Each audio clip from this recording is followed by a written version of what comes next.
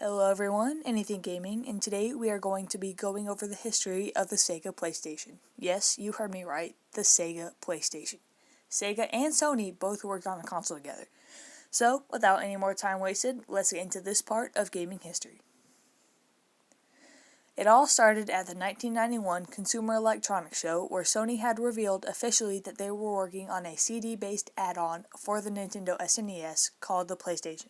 Sony held their heads high as they were about to make their first steps into the video game market, but this did not last long. Nintendo had secretly gone behind Sony's backs and partnered with Sony rival Philips, claiming the next day at their CES presentation they had no idea what Sony was talking about. This made Sony unbelievably mad, so they decided to partner with Nintendo rival Sega to settle the score.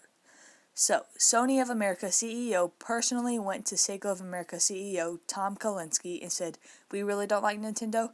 You really don't like Nintendo? We have this little studio down in Santa Monica, otherwise known as ImageSoft, working on video games. We don't know what to do with it, we'd like Sega's help in training our guys, and we think the optimal disc will be the best format."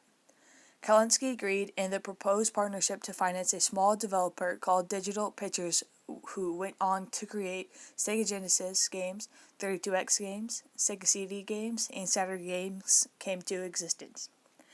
Sega of America and Sony were both convinced that the next platform had to use optical discs. Sega had been working on the CD-ROM attachment to the Genesis, which really did not have that much success, but it taught them how to make games for the CD-based format.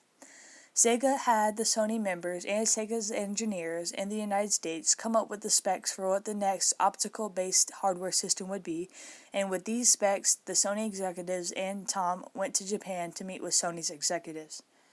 Sony's executives said it was a great idea, and since they would all lose money on the hardware, they would jointly market a single system, the Sega Playstation, and whatever loss they make, it would be split.